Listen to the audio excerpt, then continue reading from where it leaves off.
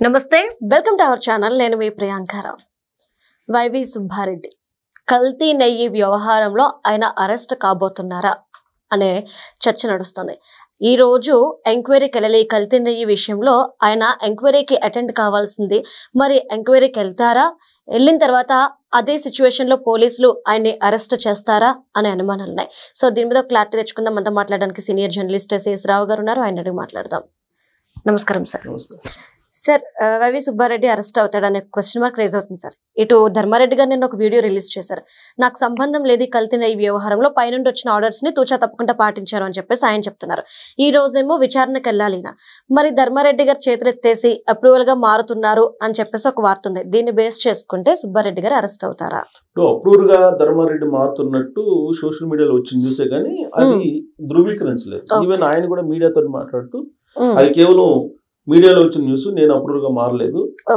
విచారణ అధికారులు ఏవైతే క్వశ్చన్లు అడిగారో వాటికి నేను సమాధానం చెప్పాను అని చెప్పి ఆయన చెప్తూ ఆయన ఇంకో మాట కూడా అన్నారు ఏంటి నేను ఉన్నట్టుగా చెప్పాను అని చెప్పారు అయితే విచారణలో ఏం జరిగింది అనేది ఇవాళ అన్ని మీడియా హౌసెస్ లో వచ్చింది అది కనుక మనం అబ్జర్వ్ చేస్తే ఇప్పుడున్నటువంటి ఈఓని అలాగే మాజీ చీఫ్ సెక్రటరీ జవహర్ రెడ్డిని వీళ్ళిద్దరిని మీరు ఎందుకు ఎంక్వైరీ చేయకూడదు అని చెప్పి ఆయన విచారణలో అడిగారట ఎందుకు అప్పుడు పైనుంచి ప్రెజర్స్ వచ్చినాయి నాకు నేను అందుకే బోలేబాబా డైరీ నుంచి నేను నెయ్యి తీసుకున్నాను ఆ టెండర్లు ఏవైతే ఉన్నాయో ఆ టెండర్లో రిలాక్సేషన్స్ ఇచ్చాను అంతకుముందు ఏంటి ఏదైనా కంపెనీ ఒకవేళ టెండర్ పట్టుకోవాలనుకుంటే కనుక ఒక నామ్ ఉంది 250 కోట్ల రూపాయలు విలువైన టర్న్ ఓవర్ కావాలనేది ఇది ఉంది దాన్ని 150 కోట్లకి కుదించారు ఎందుకు కుదించారు ఒకటి రెండు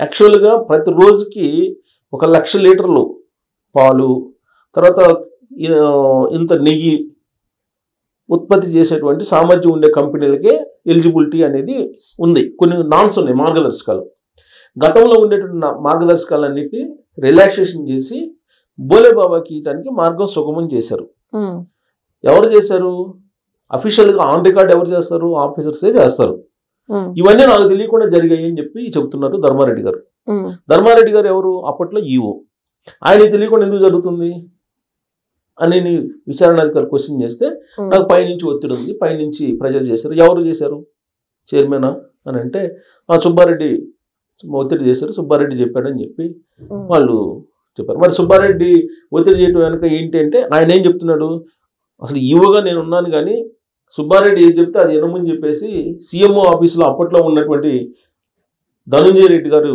చేశారు సో అక్కడి నుంచి ఆ బిగ్ బాస్ నుంచి సమ్ ఫోన్ అన్నట్టుగా మాట్లాడేవాళ్ళు సో అది వినాల్సి వచ్చేది మేము విన్నాము అని చెప్పి ఆయన విచారణలో చెప్పినట్టు ఇవాళ వచ్చినటువంటి సమాచారం మీడియాలో అంటే దీని మొత్తం ఆపరేషన్ మొత్తం ఎక్కడి నుంచి జరిగింది తాడేపల్లి నుంచి జరిగింది తాడేపల్లి నుంచి ఫోన్లు వస్తే వైవి సుబ్బారెడ్డి ఈవో చేత చేయించాడు అన్ని ఆ విచారణలో ఆయన చెప్పిన మాట అది ఆయన డైరెక్ట్గా చెప్పకపోయినా ఇండైరెక్ట్ గా విచారణ అధికారులు ఆ విధంగా భావిస్తున్నారు సో ఇప్పుడు 2 రోజుల పాటు విచారించారు ధర్మారెడ్డిని కూడా అరెస్ట్ చేస్తారు అనుకున్నారు ఎప్పటి నుంచో మనం కూడా ధర్మారెడ్డి అరెస్ట్ చేసే అవకాశం ఉంది ఈవెన్ పరకాణి కేసులు కానీ లేదంటే కల్తీ నెయ్యి విషయంలో కానీ ఖచ్చితంగా ఆయన ఈవో ఉన్నాడు కాబట్టి ఆయనే బాధ్యత అవుతారు అని చెప్పేసి అనుకుంటున్నాం మనం కానీ ఇప్పుడు విచారించిన తర్వాత ఏం చెప్పారు మళ్ళా విచారణకు అవసరం అయితే మీరు మళ్ళీ రండి అని చెప్పి పంపించేశారు పంపించిన తర్వాత ఆయన ఇచ్చినటువంటి వాంగ్మూలం ఏదైతే ఉందో ఆ వాంగ్మూలాన్ని వేసుకొని వైవి సుబ్బారెడ్డిని విచారణకి రమ్మని చెప్పి పిలిచారు ఈవెన్ వైవి సుబ్బారెడ్డి కేవలం కల్తీ నెయ్యి విషయంలోనే కాదు ఈవెన్ పరకాణి కేసులో కూడా వైవి సుబ్బారెడ్డి పేరుంది వైవి సుబ్బారెడ్డి అప్పుడు వాళ్ళు ఇచ్చినట్టు వాంగ్మూలంలో సో వైవి సుబ్బారెడ్డి ఇప్పుడు ఎవరు ఇచ్చారు వాంగ్మూలం అప్పుడు పోలీసులు ఇచ్చారు విజిలెన్స్ రవికుమార్ ఫ్యామిలీని విచారించినప్పుడు వైవి సుబ్బారెడ్డి పేరు కూడా ఉంది అందుకని దాంట్లో కూడా వైవి సుబ్బారెడ్డికి నోటీసులు ఇచ్చారు రమ్మని చెప్పి సో 13వ తారీఖు అంటే ఇవాళ హాజరు కావాలి ఆయన హాజరు అయ్యారా లేదనేది ఇంకా మనకి క్లియర్ గా స్పష్టత రావట్లేదు బట్ ఇలా హాజరు కాకపోయినా రేపైనా హాజరు కావాల్సిందే ఎల్లుండైనా హాజరు కావాల్సిందే 1-2 రోజులు అటు ఇటు హాజరు కావాల్సిందే అయితే హాజరైతే ఆయన అరెస్ట్ చేసే అవకాశం ఉందని అంటే విచారణ జరిగేటువంటి తీరు ఏదైతే ఉందో దాన్ని బట్టి ఈయన సహకరించే పరిస్థితిని బట్టి అరెస్ట్ చేసే అవకాశం ఉంది ఆయన్ని సో ఈయన విచారణకి సహకరించలేదు అనుకోండి ఇప్పుడు ఆల్రెడీ కల్తీ నెయ్యి విషయంలో సుప్రీంకోర్టు ఇన్వాల్వ్ అయింది కదా, సుప్రీంకోర్టు ఆర్డర్ ప్రకారమే సిబిఐ ఎంటర్ అయింది. సిబిఐ సిట్ రెండు కలిపి ఒక ప్రత్యేకమైన బృందాన్ని ఏర్పాటు చేసి విచారణ చేస్తున్నారు. దీనికి సంబంధించి చాలా మొత్తం ఇన్వెస్టిగేషన్ చేసుకుంటూ వస్తున్నారు. బోలేబాబా డైరెక్టర్స్ జైన్ బ్రదర్స్ ఇద్దరిని అరెస్ట్ చేశారు. తర్వాత వైవి సుబ్బారెడ్డి పిఏ ఆయన్ని అప్పన్న అరెస్ట్ చేశారు కదా. సో వాళ్ళు ఇచ్చినటువంటి వాంగ్మూలాలు ఉన్నాయి కదా, వాళ్ళు ఇచ్చినటువంటి వాంగ్మూలం ఏంటి, లావాదేవీలు జరిగినాయి. ఈ లావాదేవీలు ఎవరు జరిగినాయి, అప్పన్న చేశారు, అప్పన్నే ఒప్పుకుంటున్నారు విచారణ అని చెప్పి తెలుస్తుంది కదా. సో ఇక జైన్స్ ని అక్కడ ఉన్నటువంటి బోలేబాబా డైరెక్టర్స్ జైన్స్ ని విచారణ చేశారు. అసలు బోలేబాబా డైరెక్టర్స్ నుంచి ఇమీడియట్ గా మీరు ఎందుకు మారారు డైరెక్టర్స్ గా, అసలు ఎందుకు ఈ కల్తీ నెయ్యి విషయం బయట రాగానే మీరు ఎందుకు ఇమీడియట్ గా క్లోజ్ చేశారు దాన్ని, అసలు పాలు లేకుండా నెయ్యి రావడం అనేది ఇక్కడ పెద్ద ట్విస్ట్.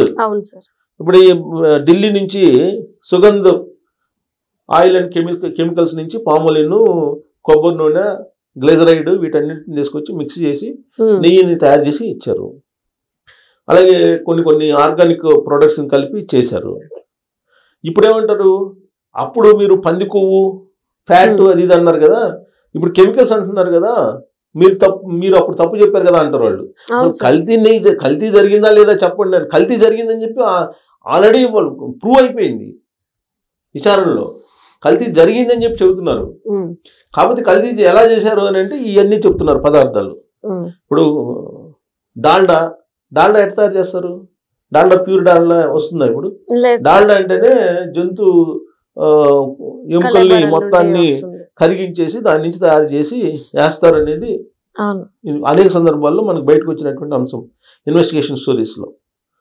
సో డాల్డా కలపకపోయినా కానీ అసలు వీళ్ళు సరే కల్తీ నెయ్యి అని అంటే అది ఏం కల్తీ అయింది, ఇప్పుడు ఆ కల్తీ అయింది ఏంటని అంటే అది చెప్తున్నారు, కెమికల్స్ కొన్ని చెప్తున్నారు, కొన్ని రకాల ఈ సోయాబీన్ సంబంధించినటువంటి కొన్ని చెప్తున్నారు. సో కల్తీ అయితే జరిగింది కదా, ఆ కల్తీ ఏంటి అనేది అది ఇంకా ఫర్దర్ ఇన్వెస్టిగేషన్కి వెళ్ళాలి. ఇప్పుడు దానికి సంబంధించి ఇప్పుడు ఆల్రెడీ ఈవో ధర్మారెడ్డిని విచారిస్తే విచిత్రంగా ధర్మారెడ్డి చెప్పింది ఏంటంటే జవహర్ రెడ్డిని, ధనుంజయ రెడ్డిని వాళ్ళని మీరు ఎందుకు విచారించకూడదని అడుగుతున్నాడు ఆయన. ఇప్పుడు ఉన్నటువంటి ఈవోని, అంటే ఆయన కూడా ఈవోగా చేశారు కదా కొన్ని రోజులు, ఈవోని కూడా విచారించాలి కదా అని అంటాడు ఆయన. అంటే ఇప్పుడు ఈవో కాదు, అప్పుడున్నటువంటి ఈవో, ఈయన అడిషనల్ ఈవో, ఈయన అప్పుడున్నటువంటి ఈవోని కూడా విచారించాలి కదా అంటాడు. సో ఈవో ఇప్పుడు ఈయన నువ్వు చేసింది ఏంటి, నీ ద్వారా కదా మొత్తం పోయింది అని అంటే నేను సరే వాళ్ళని కూడా విచారించండి అంటాడు. సో కాబట్టి ఇలాంటి పరిస్థితుల్లో వైవి సుబ్బారెడ్డిని విచారణకు రమ్మన్నారు కాబట్టి ఖచ్చితంగా ఆయన కనుక విచారణకు సహకరించకపోతే అరెస్ట్ చేసినా ఆశ్చర్యపోతుంది. సో వైవి సుబ్బారెడ్డి అరెస్ట్ అవుతారా కాదా అని చెప్పేసి అందరూ ఎదురు చూస్తున్నారు కదా. వైవి సుబ్బారెడ్డి గారి సతీమణి జగన్మోహన్ రెడ్డి గారిని తులాభారం వేసి ఆ తులాభారం సందర్భంగా జనరల్ గా ఏమంటారు, అనాథ రక్షగా ఆపద్ బాంధవ గోవిందా గోవిందా అంటారు వెంకటేశ్వర స్వామిని. కానీ ఏమేముంది, జగన్ రక్షగా గోవిందా ఉంది అక్కడ. ఇది ఆలయంలో, ఆలయ పరిసర ప్రాంతాల్లో, మాడవీధుల్లో కూడా ఆలయ పరిసర ప్రాంతాల్లో అది ఉంటది కదా. మనం దర్శనానికి వెళ్ళేటప్పుడు మీకు తులాభారం ఉంటుంది, అనేక మంది ముక్కుని అక్కడ బెల్లము తర్వాత డబ్బులు వేసే వాళ్ళు ఇలా చాలా మంది ఉంటారు కదా. అక్కడికి వెళ్ళి ఈయన ఒకవైపు కూర్చోబెట్టి జగన్మోహన్ రెడ్డి గారిని ఇంకొక వైపు బెల్లం వేసి ఆవిడ ఏమన్నారు, జగన్ రక్షగా గోవిందా గోవిందా అన్నారు. ఇది వెంకటేశ్వర స్వామి ఒప్పుకుంటారా? నాకు తెలిసినంత వరకు నాకున్న అంటే వెంకటేశ్వర స్వామి పవరు ఖచ్చితంగా ఉంటుందని చెప్పి అంటారు కదా, దానికి దృష్టాంతాలు చాలా ఉన్నాయి. వైవి సుబ్బారెడ్డి జైలుకి వెళ్ళటం ఖాయం, ఆ నినాదమే వైవి సుబ్బారెడ్డి చుట్టుకునే అవకాశం ఉందని చెప్పి పరమ భక్తులైనటువంటి వాళ్ళు విశ్వసిస్తున్నారు. Okay right, thank you so much sir.